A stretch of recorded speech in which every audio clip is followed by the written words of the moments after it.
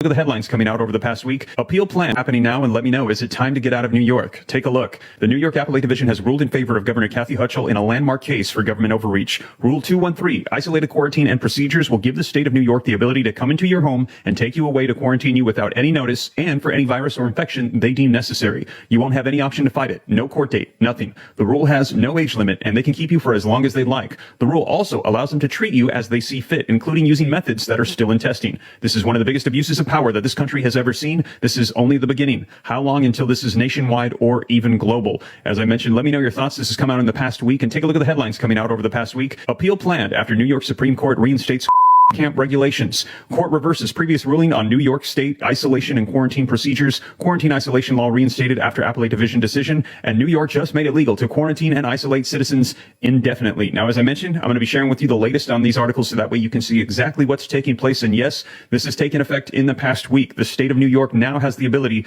to isolate, quarantine, and to do so however they see fit and for whatever duration. This, they said, is going to be appealed again as this continues on. And in addition to that, take a look at what just came out right after this.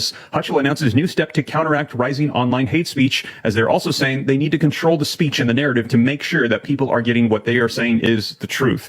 I'm going to share with you the latest. Let me know your thoughts in the comments down below. Now, before we dive in, do me a quick favor. If you appreciate the updates, even though they might not necessarily be what you want to hear, but you appreciate getting the latest news,